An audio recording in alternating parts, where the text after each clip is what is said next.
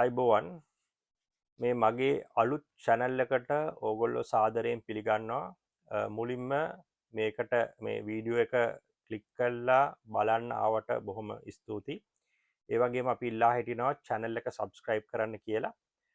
මේකේ තනිකර කතා කරන්න බලාපොරොත්තු වෙන්නේ ප්‍රධාන කාරණා දෙකක් ගැන.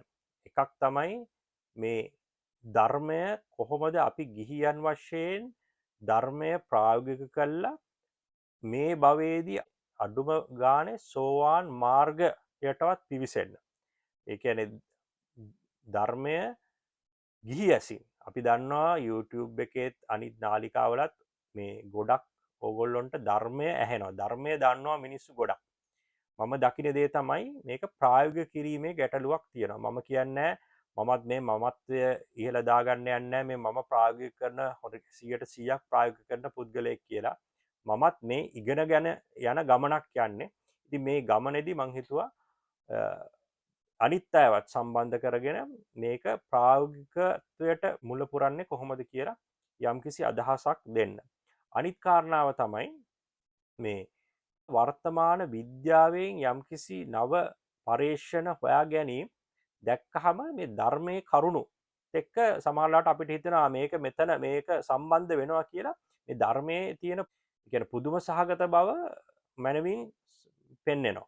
අන්න මේ වගේ වර්තමාන විද්‍යාවත් හා මේ බුදුදහම ගලපන්න සමහර කරුණු සම්බන්ධව එදිනෙදා ලෝකයේ ඇතිවෙන කරන පරීක්ෂණ අනුව මේ ගැලපීම කරන්නත් මේ channel එකෙන් බලාපොරොත්තු වෙනවා. ඉතින් channel එක මම කාරුණිකව ඉල්ලා සිටිනවා subscribe කරන්න කියලා. ඉතින් මේක ධර්ම කරුණු ඒ කියන්නේ ප්‍රායෝගික කරුණු ඒ කියන්නේ එදිනෙදා ප්‍රශ්න අපි හිතමු රටේ යම්කිසි ප්‍රශ්නයක් වුණා කියලා. අන්න ඒ ප්‍රශ්නේ අරන් කොහොමද ධාර්මික හැකින් බලන්නේ කියලා. අනිත් එක මම කිව්වා වගේ මම 100%ක් ඒ ප්‍රායෝගිකත්වය පුහුණු වෙන ගමන් ඉගෙන ගන්න ගමන් ඉන්නේ. ඉතින් මේක සංවාදයක අපිට නිරත වෙන්න පුළුවන්. ඔයගොල්ලන්ට කමෙන්ට් කරන්න පුළුවන්.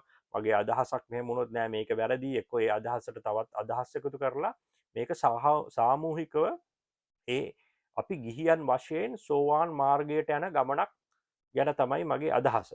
ඉතින් අපි දන්නවා සෝවාන් වෙලා වුණත් ගිහි ජීවිතේ වුණත් සෝවාන් වෙලා මිනිස්සුන්ට ඉන්න පුළුවන්. ඉතින් අපි මේ මාර්ගයටවත් පිවිසුනොත් මේ වටිනා මනුස්ස ජීවිතේ ඉතාමත්ම වටින දෙයක් කියලා තමයි මං හිතුවේ. මේකේ මගේ අර අනිත් channel වගේ දේශපාලන ඒවා මුකුත් කතා වෙන්නේ නැහැ. සම්පූර්ණ ධර්ම කරුණු මත තමයි මේක පිහිටවලා තියෙන්නේ.